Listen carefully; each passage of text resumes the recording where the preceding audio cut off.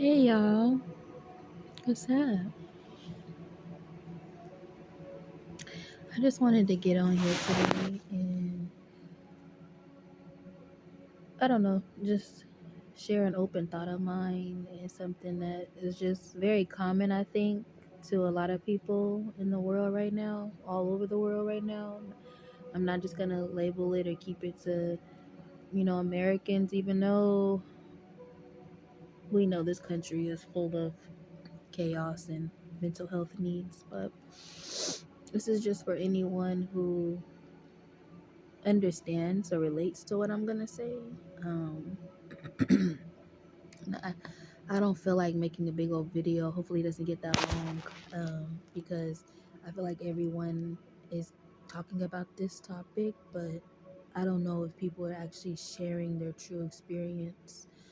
Um, and it's around generational curses and problematic parents and things like that, and I think it's time to start breaking a lot of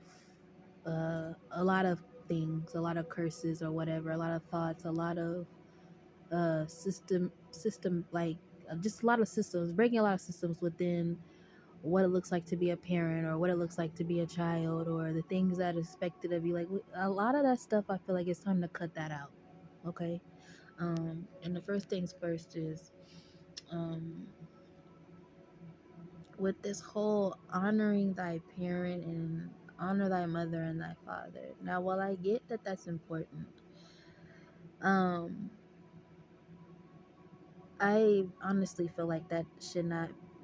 It should not be at the forefront of parenting. It should not be at the forefront of being a child, and because I feel like that'll come naturally. It's like a dog. Some people will be like, "How did you teach that dog how to be?" It's not about what they taught the dog. It's about how they appreciate the dog or how they love the dog is what makes the dog loyal to that family. It's the same thing. That's how children operate. You don't have to sit there and buy a child a big old mansion and fill it up with toys and lavish things for the child to like you. I feel like you're doing that so the child will like you or love you. Like you're literally paying for your child to like you and love you, while you, as a parent, in your mind is talking about, I'm just trying to give them the best life, the life I never had. Meanwhile, the main thing that you never had as a child, besides not having material things, was love. So you're trying to overcompensate for what you lacked as a child, which was really just love and attention. You're trying to overcompensate that by trying to find the biggest house you can and finding the biggest toys you can and doing all this, and these influencer parents, like, who are you influencing and why are you trying to influence and why are you trying to influence? Like, you're not doing any better, to be honest. Like, it's nice to see, but I like when the parents are actually giving children jewels and gems and they're feeding their children, and when I say feeding, I'm talking about knowledge. Like, it's an old saying that a lot of our seasoned elders will say, like, you feed your child and or pour into your child. Like, that's what you should be influencing, not on how to make a bento box for your child's lunch. Like, so yeah, the child goes to school with their belly full, but they're not going to school with their mind full. Like, the first teacher that a child has is their parent. That's the first teacher that a child has, is their parent.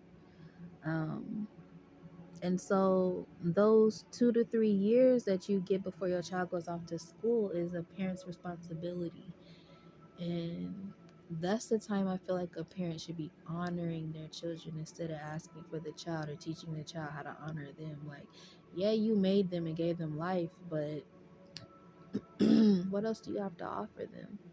And then these expectations that a lot of parents put on their child, like this the whole college thing and getting a good job and career and all of that. Like, just let the child grow up and be like, we be putting so much pressure on these children, getting them all. We got 5-year-olds that think like adults. There's nothing wrong with that, but I just like, why are we pushing our babies to grow up so fast? We want our babies to talk at a month and a half, Like, why? You want your baby to talk at a year and some change? Oh, they don't even know how to use the bathroom yet, or we're forcing them to learn how to use the bathroom when they're not ready. Like, we're just doing a whole lot of forcing is what is happening. Forcing. Why are you forcing this grown up agenda on these little babies? It's the same thing like how they want to change the curriculum to teach babies things that they shouldn't be learning yet. I'm saying this because I'm one of those individuals that had to grow up. And I was forced to grow up because of my environment. My environment was so fast and it was just a whole bunch of adults. I grew up as an only child for a long time.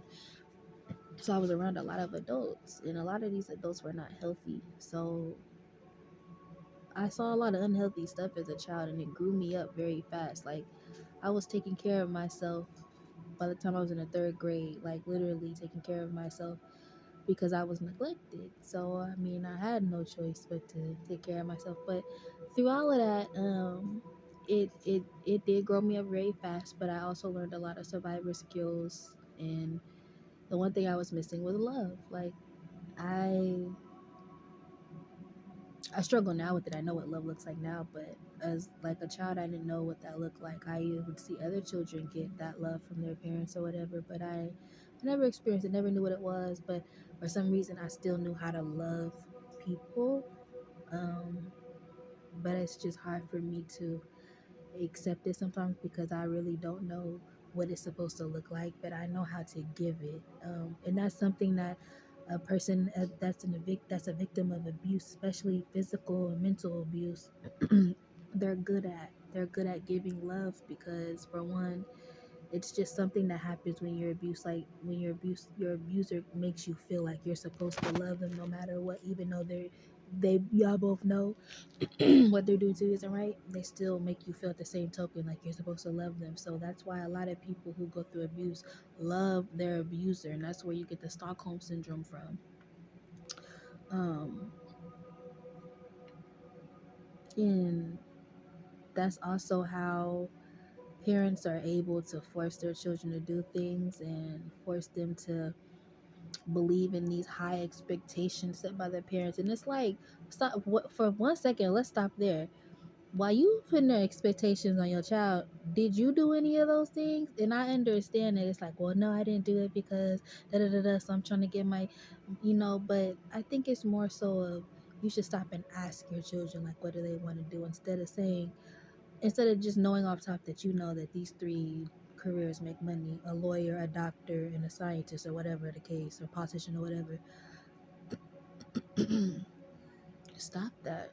That's a I know, I understand, because I am a parent, so I want to make that aware too. I am a parent, so I understand from a parent standpoint that you want your child to be the best that they can be, but let them be the best that they can be on their own. Stop trying to live through them, because that's what you're doing. When you set up their expectations, you're living through your child, is what you're doing. Especially if you're the type of person or parent that didn't meet those expectations, or you didn't even, like you're putting expectations that you didn't even meet on your child. And again, I get it, but that's you unconsciously, whether you know it or not, you're living through your child. So for instance, like the pageant moms, like I know that used to be a thing back in the day, like the little pageant shows and stuff, the toddlers and tiaras. That's a show all about those mothers living through their daughters and they're living through their children. Or you got people that are you got parents that are on their children's butts about education and everything. Again, I'm a parent, so I get it.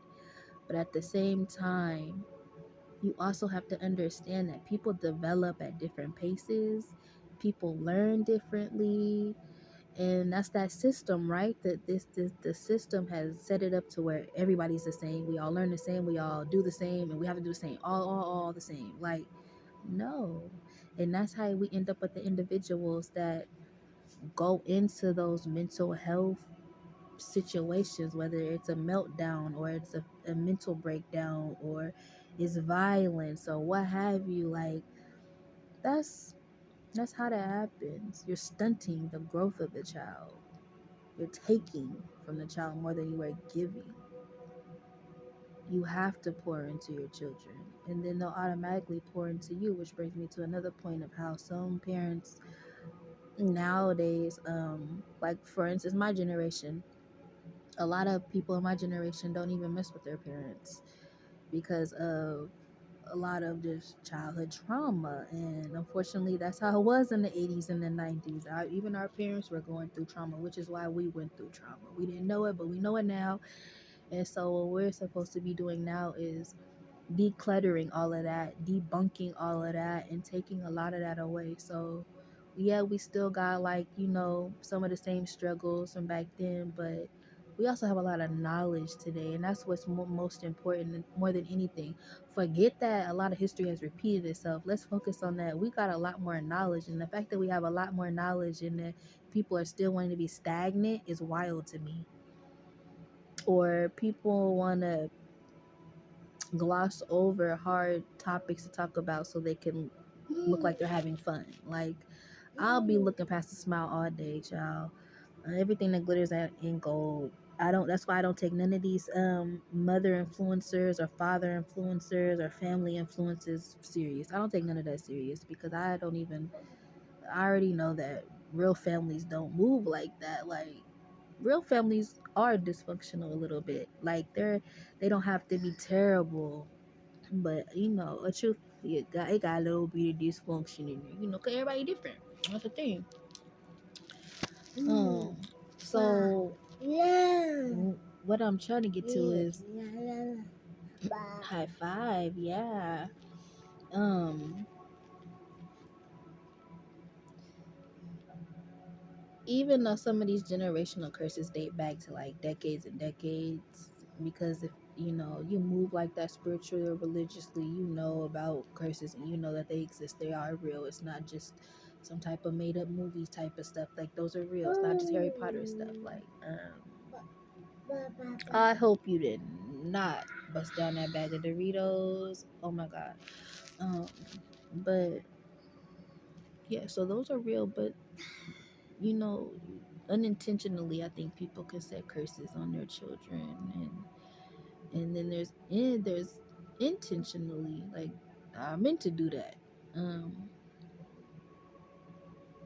I know that my family stems from generational curses. I just know, I can just see, like, especially the poverty generational curse, like that is definitely over my family's head. And just knowing the history, because I did a history pool on Ancestry, and I went back as far as 5 generations. Like, I got as far as 5 greats, and I pulled up a lot of stuff, and I was just like, well, yeah, that makes sense. That makes sense. Oh, okay. So I'm definitely a descendant of slaves. I'm also a descendant of sharecroppers and all of that. Like, that's how my family was conceived, was through the slave trade, and it dates it back. It has the evidence.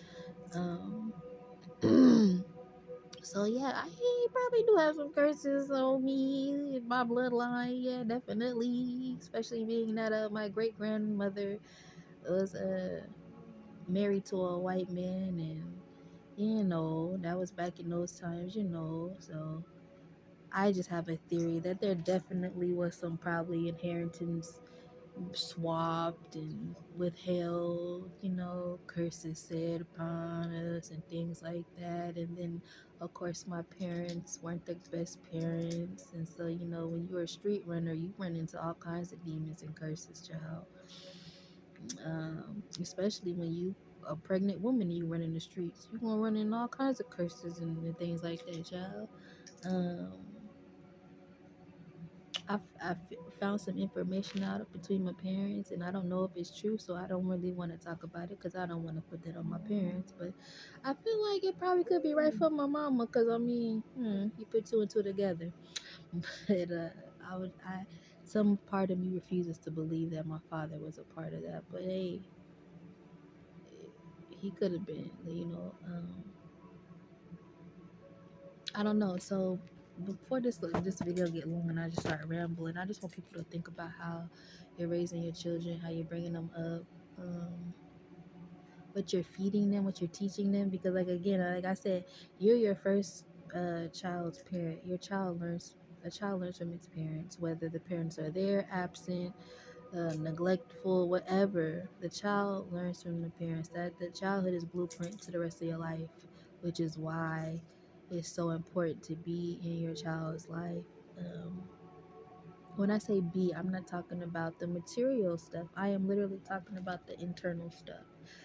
The internal stuff is, letting your child be who they want to be, letting them grow how they want to grow, feeding them the right things that they need to know, like the morals, the values, being a good person, even teaching them stranger danger and things like that. Like, it's not just about the family trips to Disneyland and Hawaii, or it's not just about getting them the newest and latest technology. It's not about making sure that their bank account is full of money and they can Cash App and Uber Eat. And it's not about all of that. One thing I was told by an elder was, if you don't teach your child before they go out into the world will teach your child when your child get out to the world, and that's something that you don't want. And a lot of people are learning that way by the world, and you're getting caught up in this systematic social society realms. If society is a bad parent, I'm gonna tell you right now, you don't want society raising your child. Society is a fool. Society is not a parental guidance. And the fact that we let society guide us, that's why a lot of us are lost, because you're letting society guide you, and society is not a good parent. Society is not a parent at all. So I don't know. Just give those things some things to think about. And if you are a parent that comes from childhood trauma, you might want to think about healing that, tapping into that, and really just fixing that and letting that shit go, because it can potentially turn you into a bad parent yourself. You know, you might not mean to. I don't know.